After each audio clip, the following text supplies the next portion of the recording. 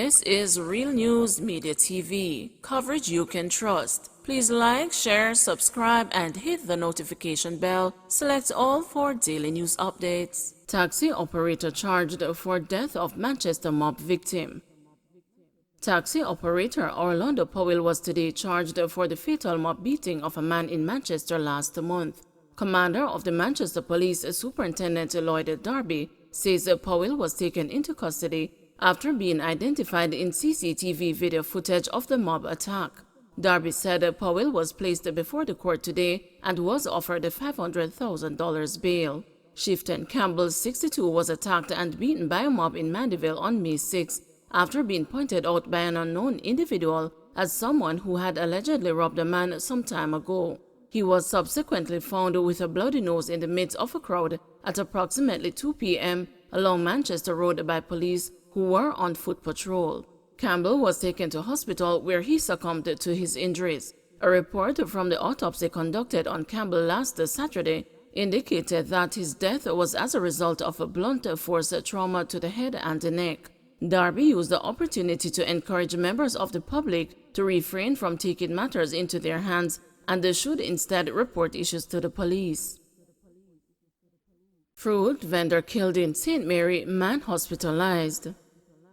A fruit vendor is dead and another man is nursing gunshot wounds in hospital following an attack by a gunman in Anoto Bay, St. Mary last night. The deceased is a 32-year-old Victor Brown of Bottom Bay in the parish. Reports from the Anoto Bay police are that Brown was at his stall when about 7:30 p.m. a gunman came up and opened fire, hitting him. A man who was standing at the entrance at a nearby restaurant was also shot. Brown ran from his stall onto the main road and subsequently collapsed. The attacker fled the scene on foot. The injured men were taken to the hospital, where Brown was pronounced dead and the other man was admitted in serious but stable condition. St. Mary businesswoman on human trafficking charge granted $600,000 bail. St. Mary businesswoman Patricia Brooks, who is charged with breaching the Trafficking in Persons Act, was on Wednesday granted $600,000 bail with her sureties. Brooks is to return to the Anoto Bay Parish Court on June 28. It is being alleged that Brooks employed a 16-year-old female to work in a bar in Islington, St. Mary last month. The minor lived at the establishment and it is being alleged that her movements were restricted as she was not allowed to leave the premises. The minor at the time of employment was a ward of the state who had escaped several years ago. The police had been searching for the minor since she escaped and they found her at the business place about 2 weeks after she had been working at the bar. Investigations led to Brooks being arrested and charged. Attorney at law Charles Ganga Singh, in making the bail application, submitted that the accused had various ailments and requested bail on humanitarian grounds. Ganga Singh told the court that Brooks underestimated the minor's age on the basis that she had a child who was 2 years old. Parish Judge Jacqueline Wilcott, in granting bail, ordered Brooks to report to the Islington police station 3 times per week. Man sentenced to 6 months after presenting fake learner's license to police. A man was given 6 months imprisonment at hard labor after he presented a fake provisional learner driver's license to police officers when he appeared in the Kingston at the St. Andrew Parish Court on Tuesday. Marlon Johnson, a security guard, pleaded guilty to the charges of conspiracy to deceive the police and uttering forged documents, as well as other charges. Making a flimsy defense, Johnson told the court that "I didn't know it wasn't real." However, Senior Parish Judge Lorian Cole Montague was quick to point out that his comments were inconsistent with his guilty plea of a conspiracy to deceive the police. She explained that his plea indicated he was aware that the document in question was not legal.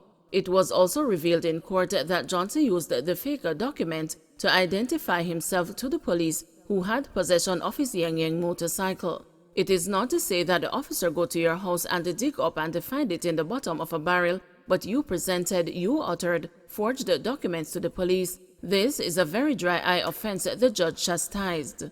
Johnson was asked about the person who helped him to obtain this document. However, he maintained that he did not know the man's correct name or where he could be found. For uttering a forged document, you are fined $50,000 or 9 months imprisonment For accessory before the fact, you are fined $40,000 or 6 months imprisonment. For conspiracy to deceive, sir, you are sentenced to 6 months imprisonment at hard labor. This is serious business. For attempting to obtain by means of forged documents, another 6 months imprisonment at hard labor, Cole Montague said, handing down his sentence. Drug charges laid against the former Sangster airport worker. The narcotics police have laid drug trafficking charges against the former ramp attendant who was arrested during an anti-narcotics operation at the Sangster International Airport in St. James on Sunday. Leonardo Foskin, a 26-year-old resident of Garlands in St. James, was charged on Wednesday with possession of cocaine, dealing in cocaine, trafficking cocaine, and attempting to export cocaine. It was reported that about 10 o'clock Sunday morning, members of the port security unit were conducting security checks at the Sangster International when a lavatory services vehicle driven by Mr. Foskin was searched. 2 packages wrapped in duct tape were seen on the floor behind the driver's seat. Mr. Foskin reportedly jumped from the vehicle and ran. He was chased by security personnel and the police and held in the car park. The packages contained more than 1 kilogram of cocaine. NEPA says some breaches at the Jamaica Zoo were identified in February. The National Environment and Planning Agency has disclosed that some of the breaches at Jamaica Zoo attractions in St. Elizabeth were identified during an inspection in February. Jamaica Zoo was ordered closed on Wednesday by NEPA, which presented a list of breaches the entity will have to correct before it can resume operations.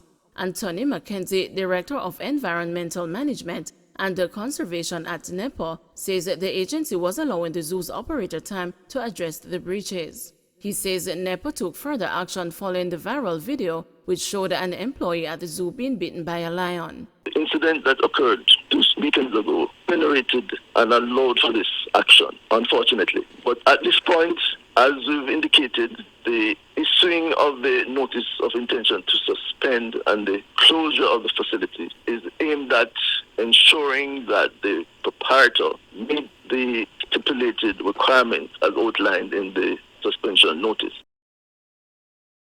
Motorist with more than 20 warrants nabbed in St. Thomas.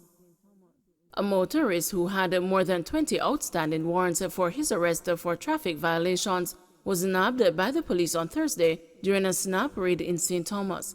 He is a 56-year-old Neville James Palmer, a truck driver of Erie Castle, St. Thomas, and Oliver Road in Kingston.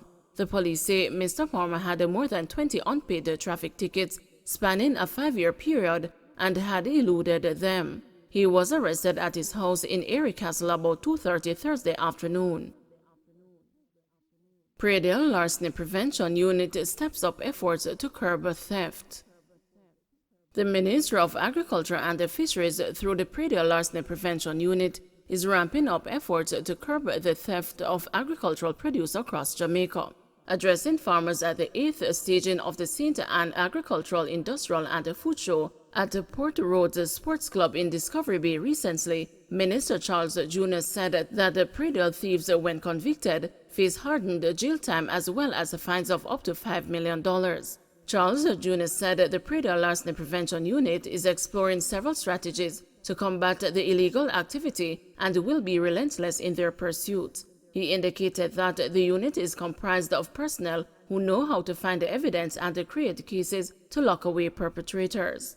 We are ramping up efforts to reduce farm theft, and we are sending a message to the criminals and to the thieves who come and steal people's yam, sweet pepper, hot pepper. You are going to get caught, and we are going to ensure you go to jail, the minister emphasized.